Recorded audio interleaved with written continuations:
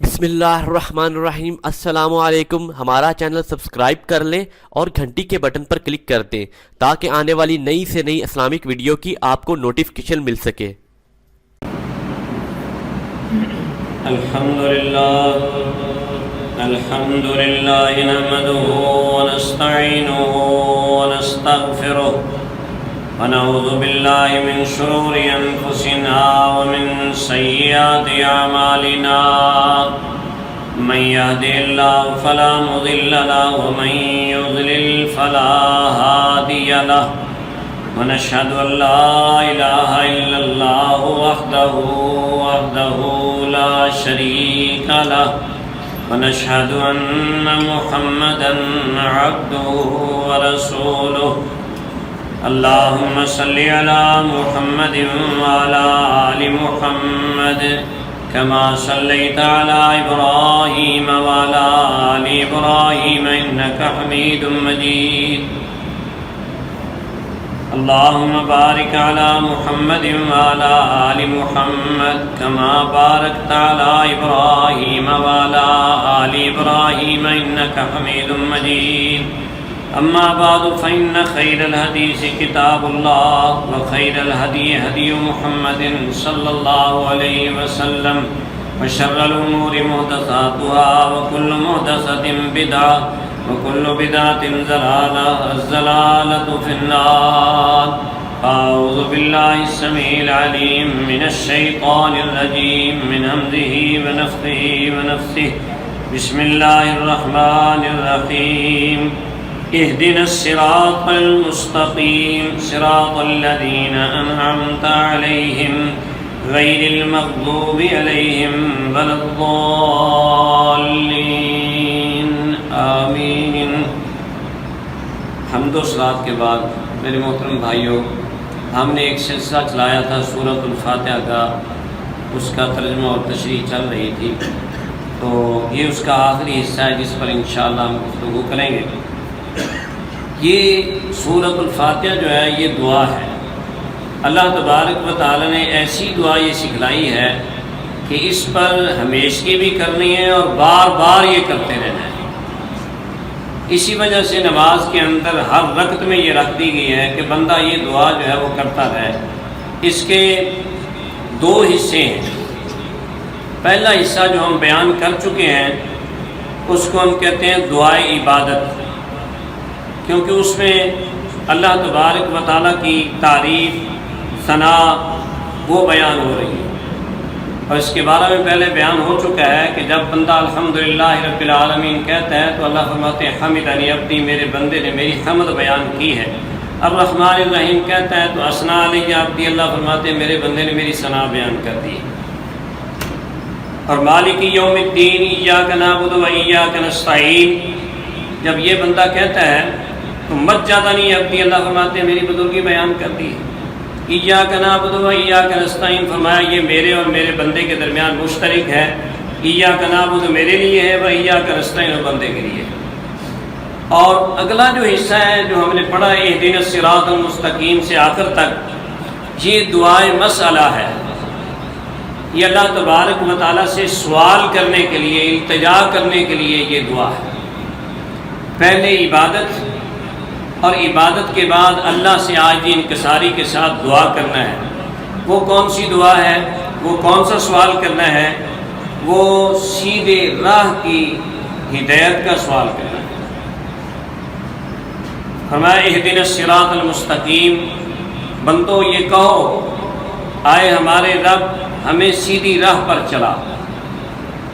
ہدا یہدی کا معنی ہوتا ہے ہدایت دینا، اور ہدایت جو ہے وہ دو قسم کی ہے۔ ویسے تو بعض علماء نے 4 قسمیں اس کے بیان فرمائی ہیں۔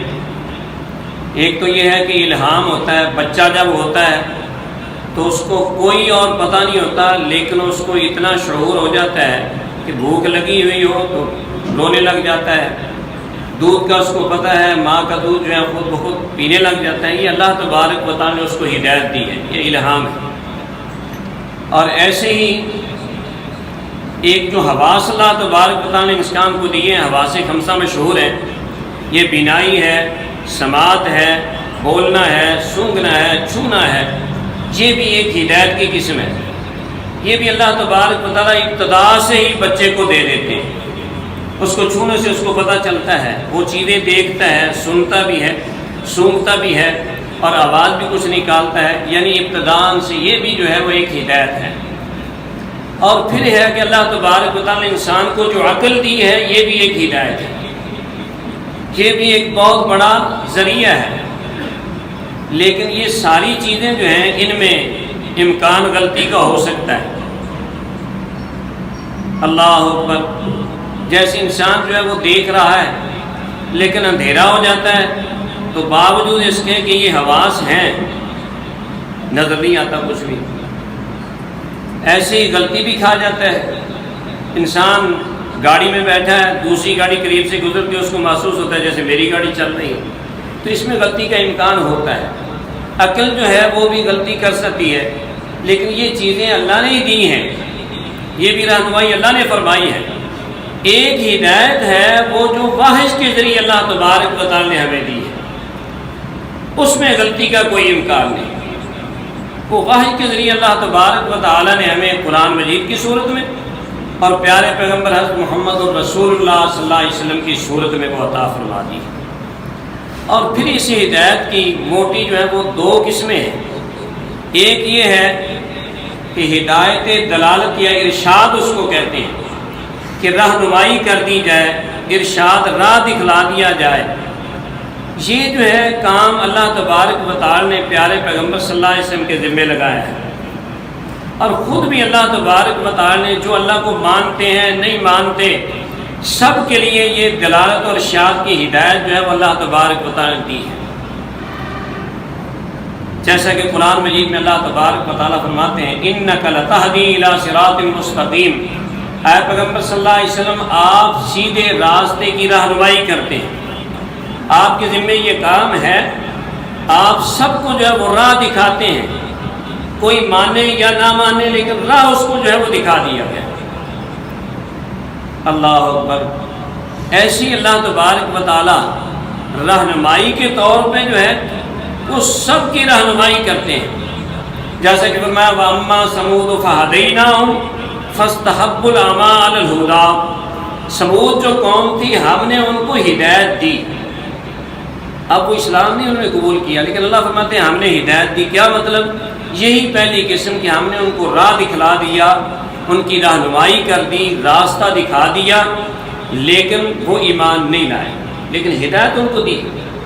فَاسْتَحَبُّوا الْعَمَىٰ عَلَى الْهُدَىٰ، انہوں نے اندھا پن کو ہدایت پر جو ہے وہ ترجیح دی، پسند کیا، اندھا رہنا پسند کیا۔ معلوم ہوا کہ جو بندہ ہدایت پر نہیں چلتا گویا کہ وہ اندھا ہی ہے۔ اس لیے فرمایا اِنَّهَا لَا تَعْمَى الْأَبْصَارُ وَلَٰكِن تَعْمَى الْقُلُوبُ الَّتِي فِي الصُّدُورِ، ان کی آنکھیں جو ہیں یہ اندھی نہیں ہیں، وَلَٰكِن تَعْمَى الْقُلُوبُ الَّتِي فِي الصُّدُورِ، جو سینوں میں دل ہیں وہ اندھے ہو چکے ہیں۔ ہماری زبان میں ہم کہتے ہیں کہ یہ تو دل کا اندھا ہے، یعنی اس کے اندر وہ حق بات جو ہے وہ دیکھنے کی صلاحیت نہیں ہے، آنکھیں دیکھ رہی ہیں اس کی۔ میرے محترم بھائیوں، یہ ہدایت جو ہے یہ اللہ تبارک و تعالیٰ بھی اس طرح کافروں کو بھی دیتے ہیں اور کافروں کو دی، اور پیارے پیغمبر صلی اللہ علیہ وسلم بھی یہ ہدایت دیتے ہیں، لیکن آپ صلی اللہ علیہ وسلم کی ساری ہدایت جو ہے وہ ہدایت دلالت اور ارشاد ہے، کیونکہ اللہ تبارک و تعالیٰ نے یہاں فرمایا اِنَّكَ لَتَهْدِي إِلَىٰ صِرَاطٍ مُسْتَقِيمٍ، بے شک آپ اے پیغمبر صلی اللہ علیہ وسلم ضرور ہدایت دیتے ہیں سیدھی راہ کی طرف، لیکن دوسرے مقام پہ فرمایا اِنَّكَ لَا تَهْدِي مَنْ أَحْبَبْتَ وَلَٰكِنَّ اللَّهَ يَهْدِي مَن يَشَاءُ، اے پیغمبر صلی اللہ علیہ وسلم جس کو آپ چاہیں ہدایت دینا آپ ہدایت نہیں دے سکتے۔ ایک مقام پہ فرمایا کہ آپ ہدایت دیتے ہیں، دوسرے پہ فرمایا کہ آپ ہدایت نہیں دے سکتے۔ اس کا مطلب کیا ہوا؟ یہ دوسری قسم ہے جس کو ہدایت توفیق کہا جاتا ہے۔ وہ ہدایت توفیق جو ہے وہ صرف اللہ تبارک و تعالیٰ ہی دے سکتے ہیں۔ پیارے پیغمبر صلی اللہ علیہ وسلم کے ذمے کام ہدایت دلالت اور ارشاد ہے، صحابہ کے ذمے، تابعین کے ذمے، تبع تابعین، ائمہ کرام اور صلحاء علماء سب کے ذمے یہی ہے ہدایت دلالت اور ارشاد۔ لیکن اس کے ساتھ جو صحیح حقیقی طور پہ جو توفیق کی ہدایت ہے وہ صرف اللہ تبارک و تعالیٰ ہی عطا کرتے ہیں، جس کے لیے اللہ نے واضح فرما دیا انک لا تہدی من احببت ولکن اللہ یہدی من یشاء۔ اے پیغمبر صلی اللہ علیہ وسلم، آپ جس کو راہ راست پر لانا چاہیں آپ نہیں لا سکتے، ولکن اللہ یہدی من یشاء، لیکن اللہ توفیق دیتا ہے جس کو چاہتا ہے۔ اور پھر یہی بات اللہ اکبر ایک مثال کے ساتھ آپ سمجھیں۔ ابو طالب حضرت علی کا باپ، حضرت علی خلفائے راشدین میں سے پیارے پیغمبر صلی اللہ علیہ وسلم کا انتہائی زیادہ قریبی رشتہ، آپ کے داماد بھی اور چچا زاد بھائی بھی، لیکن ان کے والد وہ کافر رہے۔ پیارے پیغمبر صلی اللہ علیہ وسلم نے انتہائی زیادہ، جس کو ہم کہتے ہیں سر توڑ کوشش جو ہے وہ کی کہ یہ ایمان لے آئیں، کیونکہ وہ آپ صلی اللہ علیہ وسلم کا ویسے خیر خواہ تھا، ویسے حمایت کرتا تھا، لیکن آپ صلی اللہ علیہ وسلم کی خواہش یہ تھی کہ یہ تو دنیا ہے نا، دنیا کے اندر میرا خیر خواہ ہے، لیکن اس خیر خواہی کا نتیجہ آخرت جو ہے اس میں کچھ نہیں ملے گا۔ آخرت میں نتیجہ اس وقت ہی ملے گا جب یہ ہدایت پر آ جائے گا۔ اس لیے آپ صلی اللہ علیہ وسلم بار بار کوشش کرتے ہیں، حتیٰ کہ جب بیمار پڑ گئے، کئی دفعہ یہ پہلے واقعہ بیان ہو چکا ہے، آپ سن بھی چکے ہیں، بیمار جب پڑ گیا تو پیارے پیغمبر حضرت محمد الرسول اللہ صلی اللہ علیہ وسلم تشریف لے گئے اور جا کر کہنے لگے یا امی قل لا الہ الا اللہ، چچا جی لا الہ الا اللہ کہہ دو۔ لا الہ الا اللہ کا معنی مفہوم سمجھ کر کے اللہ کے سوا کوئی عبادت کے لائق نہیں، تو اللہ کے سامنے میں تیری سفارش کروں گا کہ یا اللہ میرے چچا نے کلمہ پڑھ لیا تھا۔ لیکن ابو طالب جو ہے وہ سوچ رہا ہے، اور ابو جہل جیسے لوگ جو بیٹھے ہیں پاس، وہ کہنے لگے دیکھنا باپ دادے کا دین جو ہے وہ نہ چھوڑ کے جانا، اپنے باپ دادے کے دین پر ہی رہنا۔ تو ابو طالب کیا کہنے لگا، اخترت النار علی الآگ، مجھے آگ جو ہے وہ پسند ہے لیکن آر پسند نہیں ہے۔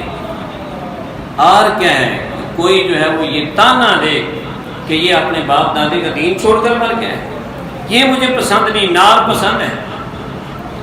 اللہ اکبر، پھر کہا علی ملت عبد المطلب، عبد المطلب کے دین پر جو ہے میں جا رہا ہوں اس دنیا سے۔ آپ صلی اللہ علیہ وسلم تشریف لے گئے، کچھ دیر بعد جو ہے وہ فوت ہو گیا۔ حضرت علی رضی اللہ تعالیٰ عنہ، دیکھو باپ ہے، بیٹا ہے، ویسے مقدس رشتہ ہے، لیکن اسلام نہیں ہے تو رشتہ جو ہے یہ ختم ہو جاتا ہے۔ حضرت علی آ کر کہنے لگے ان عمک الشیخ الزال قد مات، اے پیغمبر صلی اللہ علیہ وسلم آپ کا گمراہ بوڑھا چاچا فوت ہو گیا۔ یہ لفظ کیا ہے، ان عمک الشیخ الزال، گمراہ چاچا فوت ہو گیا۔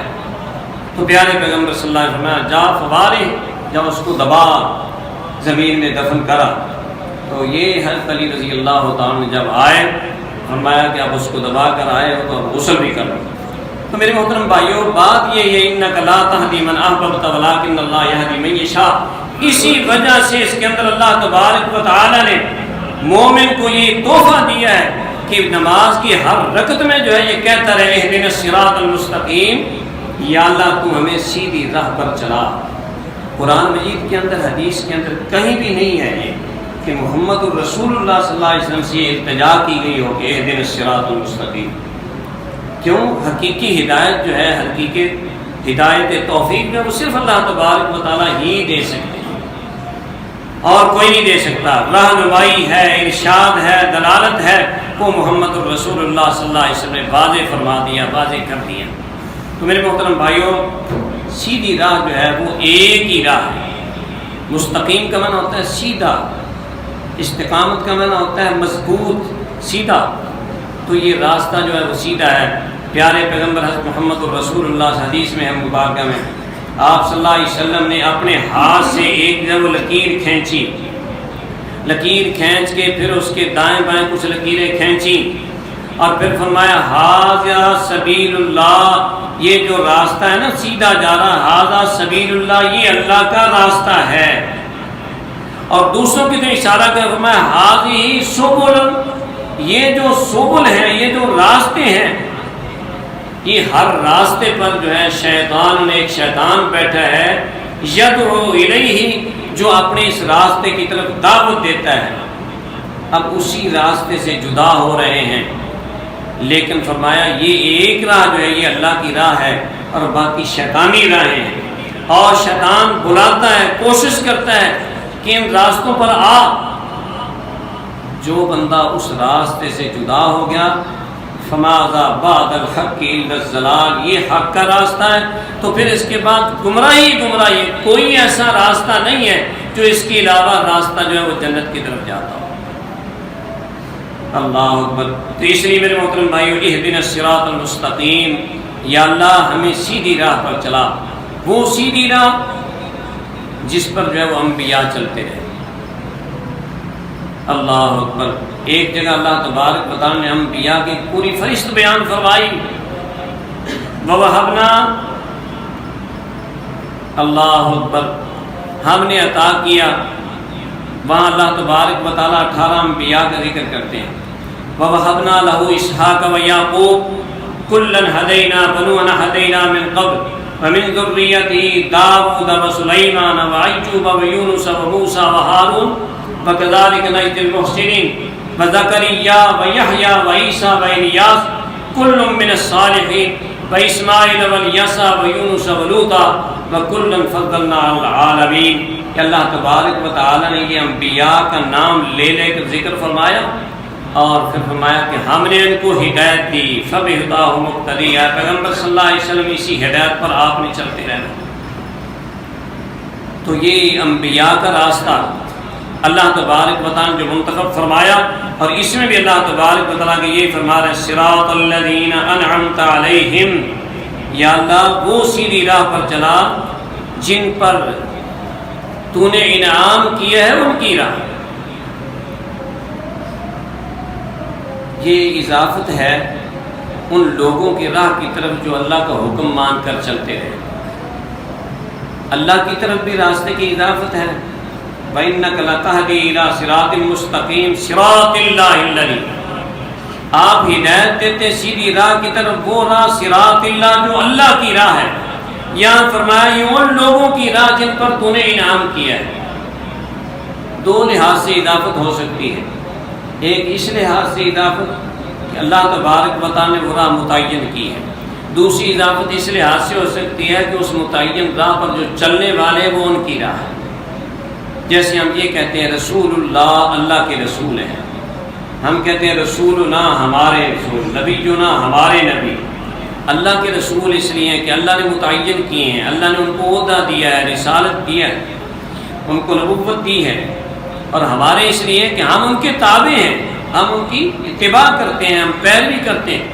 ایسے ہی اللہ کی راہ ہے، اللہ نے متعین کی ہے، اور ان لوگوں کی راہ جن پر یا اللہ تو نے انعام کیا ہے، یعنی وہ اس پر چلنے والے ہیں، اللہ ان کی راہ پر چلا۔ اور یہ اللہ تبارک و تعالی نے وضاحت اس کی فرما دی سورہ نساء کے اندر کہ وہ انعام یافتہ کون لوگ ہیں جن پر تو نے انعام کیا ہے یا اللہ۔ اس میں اللہ تبارک و تعالی نے وضاحت سے یہ فرما دیا وَمَن يُطِعِ اللَّهَ وَالرَّسُولَ فَأُولَٰئِكَ مَعَ الَّذِينَ أَنْعَمَ اللَّهُ عَلَيْهِم مِّنَ النَّبِيِّينَ وَالصِّدِّيقِينَ وَالشُّهَدَاءِ وَالصَّالِحِينَ وَحَسُنَ أُولَٰئِكَ رَفِيقًا۔ جو بندہ بھی اللہ اس کے رسول کی اطاعت اور فرمانبرداری کرے، فَأُولَٰئِكَ مَعَ الَّذِينَ، تو ایسے اطاعت کرنے والے فرمانبردار لوگ ان لوگوں کے ساتھ ہوں گے قیامت کے دن، انعم اللہ علیہم، جن پر اللہ نے انعام کیا ہے۔ اس کے ساتھ ذرا تھوڑا سا آپ منسلک کر کے دیکھیں اس آیت کو، صراط الذین انعمت علیہم، یا اللہ ان کی راہ پر چلا جن پر تو نے انعام کیا ہے۔ اور سورہ نساء کی اس آیت میں اللہ نے یہ وضاحت فرما دی ہے کہ وہ کون لوگ ہیں منعم علیہ، جن پر میرا انعام ہے۔ من النبیین، سب سے پہلے فہرست جو ہے من النبیین، نبیوں کی صف ہے، اللہ نے نبیوں پر انعام کیا ہے۔ دوسرے مقام النبیین کے بعد الصدیقین کا، جو صدیقین ہیں، اللہ اکبر، ان میں سر فہرست کون آئیں گے؟ ابوبکر صدیق رضی اللہ تعالیٰ عنہ، اور پھر سارے صحابہ جو ہیں وہ صدیقین میں شامل ہیں۔ تو صدیقین جو ہیں اللہ ان کی راہ پر ہمیں چلا، جن پر تیرے نبی چلتے رہے، جن پر صدیقین چلتے رہے، بس شہداء، اور شہداء لوگ چلتے رہے۔ شہداء کون لوگ ہوتے ہیں؟ جو اللہ کی راہ میں اپنی جان دے کر گواہی دے دیتے ہیں کہ یا اللہ تو واحد ہے، تو الہ ہے، تیری بات میں مانتا ہوں، یہی سیدھی راہ ہے۔ تو فرمایا ان شہیدوں کی راہ پر جو ہے وہ چلنے والے ہیں، بس صالحین، اور جو نیک لوگ ہیں دوسرے اس کے علاوہ، وحسن اولئک رفیقا، فرمایا یہ رفاقت بھی بہت اچھی ہے۔ جس کو یہ رفاقت مل گئی، اللہ پر کیا کہنے اس رفاقت کے، محمد الرسول اللہ صلی اللہ علیہ وسلم مرد الوفات میں خود یہ اللہ سے التجا کر رہے ہیں، اللہم الرفیق الاعلیٰ، اے اللہ اعلیٰ رفاقت نصیب فرما دے۔ وہ یہی رفاقت تھی، اور بلکہ یہ بھی لفظ محمد الرسول اللہ صلی اللہ علیہ وسلم پڑھے، مان نبیین والصدیقین والشہداء، یہ لفظ بھی ادا کیے زبان سے کہ یا اللہ آپ تو صدیقین کے ساتھ ملا دیں، انبیاء کے ساتھ ملا دیں، شہداء، صلحاء اور شہداء کے ساتھ ملا دیں۔ یہ پیارے پیغمبر صلی اللہ علیہ وسلم میں آخری الفاظ ہیں وہ عطا فرمائے۔ تو میرے محترم بھائیوں، یہ راہ ان کی راہ ہے۔ اور دوسرا اس میں یہ اشارہ ہے کہ ہدایت کا طالب جب ہدایت تو طلب کر رہا ہے کہ یا اللہ سیدھی راہ پر چلا، تو پھر یہ سیدھی راہ پر چلنا جو ہے وہ کچھ آسان کام نہیں ہے۔ اس پر چلنا جو ہے اس میں مشکلات مسائل آ سکتے ہیں، اس میں تنگی اور تکلیف برداشت کرنا ہوگی۔ وہ کیسے کرنا ہوگی؟ جیسے انبیاء نے کی، جیسے صدیقین نے جو ہے وہ تکلیفیں برداشت کی ہیں، اس طرح تکلیفیں برداشت پھر کرنا پڑے گی۔ جس طرح شہیدوں نے اللہ اکبر اپنی جان بھی قربان کر دی، سخت تکلیف کے اندر سے گزر کر، فرمایا پھر ایسے تکالیف جو ہے یہ برداشت کرنا ہوگی، خندہ پیشانی کے ساتھ کرنا ہوگی۔ اور دوسرے صلحاء جو ہیں، جو تقوی کی بنا پر انہوں نے صبر کا دامن نہیں چھوڑا، پھر تمہیں بھی اس راستے پر جو ہدایت کا طالب ہے تو چلتے ہوئے اسی طرح صبر کرنا پڑے گا۔ وحسن اولئک رفیقا، اور پھر یہ رفاقت بہت اچھی ہو۔ میرے محترم بھائیوں، سیدھے راستے پر چلتے ہوئے واقعتاً تکلیفیں آتی ہیں، تھوڑی آئیں تو یہ اللہ کی مہربانی ہے، اگر کچھ زیادہ آ جائیں تو اس میں کیا ہے، درجات کی بلندی ہے۔ پیارے پیغمبر صلی اللہ علیہ وسلم کے پاس ایک آدمی آتا ہے، کہتا ہے اللہ کے رسول صلی اللہ علیہ وسلم مجھے کوئی ایسی بات بتا دو اس کے بعد مجھے کسی سے کوئی سوال نہ کرنا پڑے، پوچھنا ہی نہ پڑے۔ فرمایا قل آمنت باللہ، تو کہہ میں اللہ پر ایمان لایا، ثم استقم، پھر اس پر مضبوطی کے ساتھ قائم ہو جائے۔ وہاں بھی استقامت کا لفظ ہے، صراط مستقیم بھی ہے، اصل یہی معنی ہے، اس کا معنی سیدھا بھی ہے، لیکن اس کا مطلب یہ بھی ہے کہ اگر تجھے تکلیف پہنچے تو تو نے بھی ٹیڑھا نہیں ہونا، تو نے بھی سیدھا ہی چلنا ہے، استقامت کے ساتھ چلنا ہے۔ مطلب یہ تھا کہ حق کی خاطر پھر تمہیں تکلیفیں کتنی ہی چاہے برداشت کرنا پڑے، پھر جو اس راستے کو چھوڑنا نہیں ہے۔ یہ راستہ ان لوگوں کا راستہ ہے جو اللہ کے انعام یافتہ لوگ ہیں، اور تم بھی انعام یافتہ بنو گے، ان کے ساتھ الحاق تمہارا ہوگا۔ اور میرے محترم بھائیوں، جو بندہ سمجھ کر ہر نماز میں یہ پڑھتا ہے کہ یا اللہ اہدنا الصراط المستقیم، سمجھ کر، ایک تو یہ ہے کہ ایسی رٹا لگایا ہوا ہے، طوطے کی طرح پتہ ہے یہ ہم پڑھ رہے ہیں، لیکن سمجھ کر پڑھو، پھر اللہ تبارک و تعالیٰ اپنی رحمت سے سیدھی راہ پر رکھتے بھی ہیں، قائم بھی رکھتے ہیں، اور انشاءاللہ ان پیغمبروں کے ساتھ، صلحاء، صدیق، شہداء کے ساتھ جو ہے ان کا الحاق بھی ہوگا انشاءاللہ۔ اللہ اکبر۔ اس سے پہلے اللہ تبارک و تعالیٰ بنی اسرائیل کے بارے میں فرما رہے ہیں وَلَوْ أَنَّا كَتَبْنَا عَلَيْهِمْ أَنِ اقْتُلُوا أَنفُسَكُمْ أَوِ اخْرُجُوا مِنْ دِيَارِكُمْ مَا فَعَلُوهُ إِلَّا قَلِيلٌ مِّنْهُمْ وَلَوْ أَنَّهُمْ فَعَلُوا مَا يُوعَظُونَ بِهِ لَكَانَ خَيْرًا لَّهُمْ وَأَشَدَّ تَثْبِيتًا وَإِذًا لَّآتَيْنَاهُم مِّن لَّدُنَّا أَجْرًا عَظِيمًا وَلَهَدَيْنَاهُمْ صِرَاطًا مُّسْتَقِيمًا۔ یہ میرے مضمون کے ساتھ متعلق جو بات ہے وہ آئی ہے آخر میں، اور بات کیا ہے، اللہ تبارک و تعالیٰ فرماتے ہیں کہ اگر ہم ان پر فرض کر دیتے کہ اپنے آپ کو قتل کرو، ان اقتلوا انفسکم، اتنا سخت ہم حکم دے دیتے کہ اپنے آپ کو قتل کرو یا ایک دوسرے کو قتل کرو، اب اخرجوا من دیارکم، یا اپنے گھروں کو چھوڑ کر نکل جاؤ، ما فعلوہ الا قلیل، تو یہ عمل یہ نہ کرتے مگر بہت تھوڑے ایسے لوگ ہوتے جو یہ کام بھی کر گزرتے۔ وَلَوْ أَنَّهُمْ فَعَلُوا مَا يُوعَظُونَ، اگر یہ وہ کام کر لیں جو اللہ نے حکم دیا، چاہے کتنا ہی مشکل ہو، ما یوعظون، جو ان کو نصیحت کی جاتی ہے، لکان خیر لہم، تو ان کے لیے بہتر ہو، واشد تثبیتا، اور بہت زیادہ ہو دین پر قائم رہنے کے لحاظ سے، فَإِذَا لَآتَيْنَاهُم مِّن لَّدُنَّا أَجْرًا عَظِيمًا، تو پھر ہم ان کو اجر عظیم عطا فرماتے ہیں۔ مطلب کیا کہ مشکل سے مشکل کام بھی ہے، اگر اللہ کا حکم ہے تو کر گزرنے میں ہی خیر ہے، پھر ان کو اجر عظیم ملے گا۔ اس کے بعد فرمایا وَلَهَدَيْنَاهُمْ صِرَاطًا مُسْتَقِيمًا، پھر ہم ان کو سیدھے راہ پر قائم رکھتے۔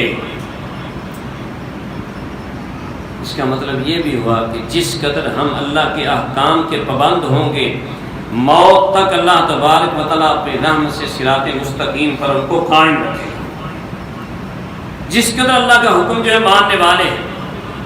اور میرے محترم بھائیوں، یہ ہدایت جو ہے صراط مستقیم کی، دوسرے مقام پہ فرمایا یہی دین قیما، یہی مضبوط دین ہے، ڈھیلا ڈھالا دین نہیں، یہی مضبوط دین ہے۔ اور یہ صراط مستقیم جو ہے یہ وہ دین ہے مضبوط جس پر چل کر انسان جو ہے اللہ تبارک و تعالیٰ نے جو اس کے لیے قیامت میں انعام رکھے ہوئے ہیں وہ اس کو حاصل کر سکتے ہیں۔ اللہ اکبر۔ اس میں موت تک شیطان جو ہے وہ پیچھا کرتا ہے، شیطان اس کے پیچھے لگا رہتا ہے کہ تاکہ اس راستے سے ہٹا کر جو ہے اس کو علیحدہ کر دے۔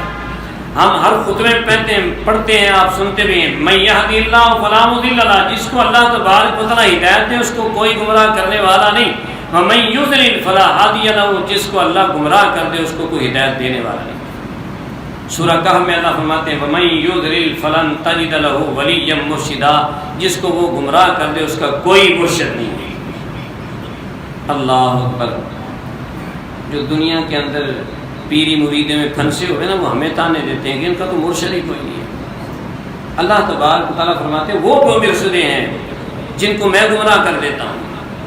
میرے محترم بھائیوں، مرشد جو ہے وہ ایک ذات، وہ ہے محمد الرسول اللہ صلی اللہ علیہ وسلم۔ جیسے پہلے میں نے تھوڑا سا معنی سمجھانے کی کوشش کی ہے نا کہ ہدایت ارشاد، مرشد اسی میں سے لفظ ہے۔ مرشد کا معنی کیا ہوتا ہے؟ راہ دکھانے والا، رہنمائی کرنے والا، ہدایت جو ہے اس کو سمجھانے والا، یہ ہے مرشد۔ اور وہ سب کچھ جو ہے وہ سمجھا کر گئے ہیں محمد الرسول اللہ صلی اللہ علیہ وسلم۔ لیکن فرمایا العلماء ورثۃ الانبیاء، علماء جو ہے وہ انبیاء کے وارث ہوتے ہیں۔ وہی کام جو ان کی دکھائی ہوئی چیزیں ہیں، جو ان کی سمجھائی ہوئی چیزیں ہیں، وہ علماء کا کام ہے۔ وہ علماء جو ہے وہ ارشاد کا کام جو ہے وہ کر رہے ہیں۔ اپنی طرف سے کوئی جو ہے وہ اس میں اضافہ یا اس میں کمی کوتاہی کوئی بھی نہیں کر سکتا۔ اللہ اکبر۔ میرے محترم بھائیوں، آگے اللہ تبارک و تعالیٰ یہ فرما رہے ہیں صراط الذین انعمت علیہم غیر المغضوب علیہم ولا الضالین، یا اللہ وہ راہ جو ہے ان نیک لوگوں کا راہ جو ہے اس پر چلانا، لیکن ان لوگوں کی راہ پر نہ چلانا جن پر تیرا غضب کیا گیا ہے، ولا الضالین، اور نہ گمراہ لوگوں کی راہ پر چلانا۔ اب مغضوب علیہم کون ہیں؟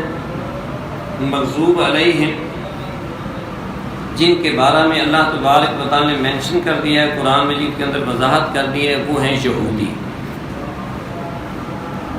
کہ یا اللہ ہمیں یہودیوں کی راہ پر نہ چلانا۔ فباؤ بغضب علی غضب، یہ اسی پہلے پارے میں ہی ہے، فباؤ بغضب علی غضب وللکافرین عذاب مہین۔ وہ جو کافر ہیں وہ اللہ کے غضب کو غضب لے کر لوٹے، یعنی یہودی۔ وللکافرین عذاب مہین، اور ایسے کافروں کے لیے سخت ترین عذاب ہے۔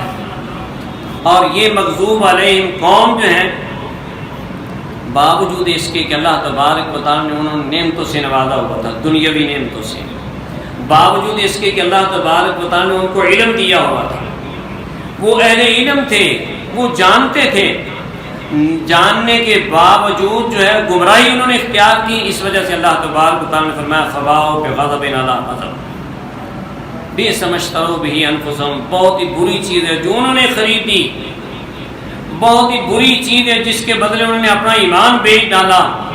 ان یکفروا بما انزل اللہ، کہ جو اللہ نے نازل کیا تھا اس کے ساتھ انہوں نے کفر کیا. کیوں کفر کیا؟ جانتے نہیں تھے، بغیم بینہم، ضد کی وجہ سے.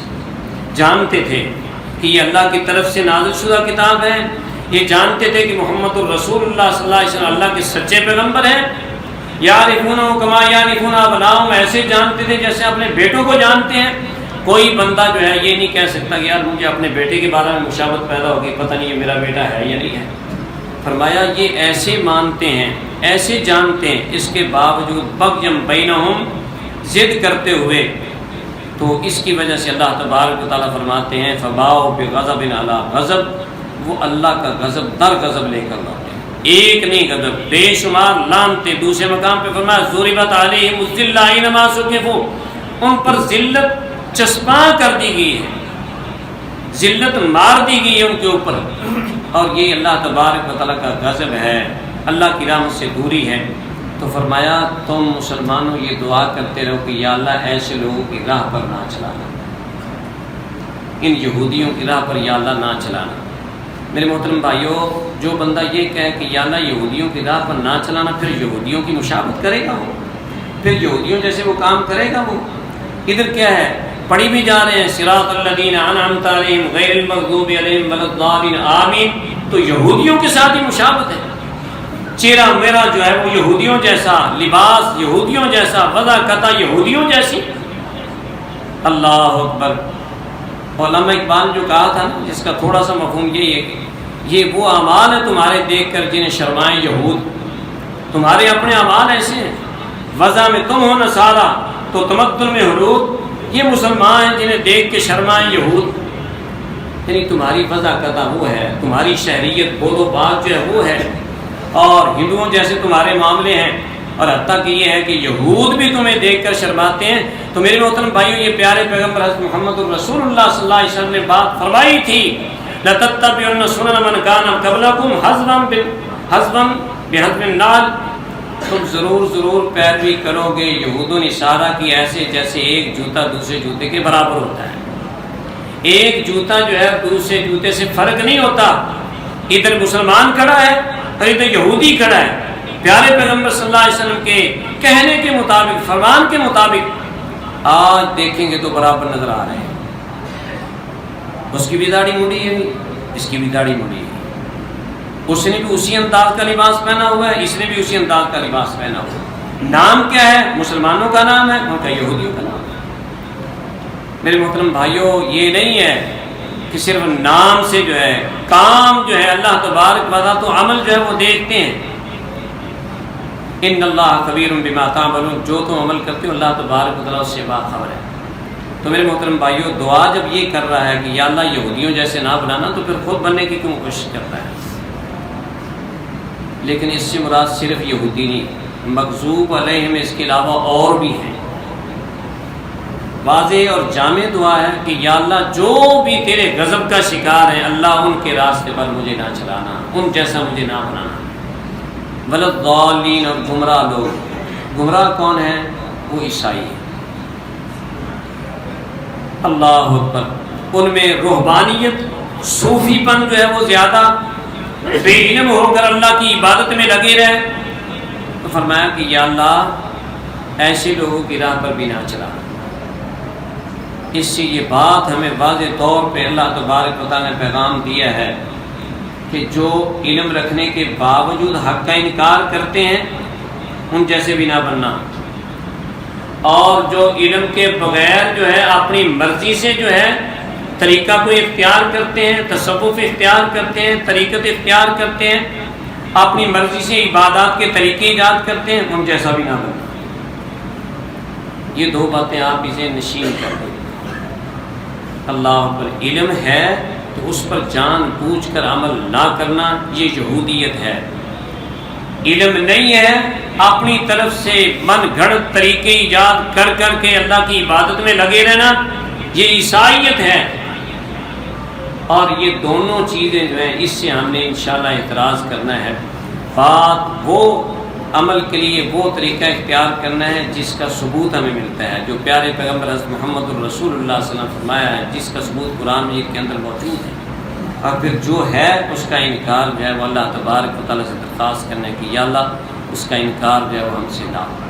اور آخر میں کیا ہے، پیارے پیغمبر حضرت محمد الرسول اللہ صلی اللہ علیہ وسلم نے فرمایا کہ جو بندہ یہ کہتا ہے اس کے بعد آمین وہ کہے، کیونکہ جب یہ اپنی دعا مکمل کرتا ہے تو فرشتے بھی آمین کہتے ہیں، اور جس کی آمین فرشتوں کی آمین کے ساتھ موافقت کر گئی، فرمایا غفر لہ ما تقدم من ذنبہ، اس کے سارے گناہ جو ہے معاف فرما دیے جاتے ہیں۔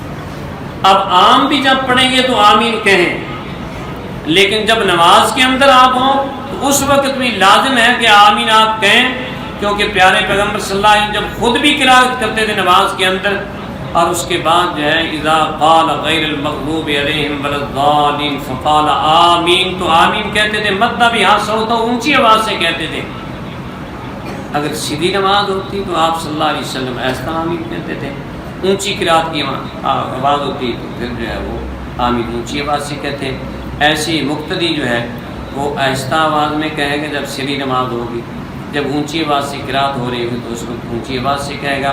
اس کے بارے میں بہت زیادہ مواد موجود ہے، تفصیل موجود ہے، لیکن بات صرف اسی پر ختم کرتا ہوں کہ یہ صورت جو ہے ایک دعا ہے، اور یہ آمین کہنا جو ہے اللہ سے دوبارہ التجا ہے کہ یا اللہ یہ دعا قبول فرما لے۔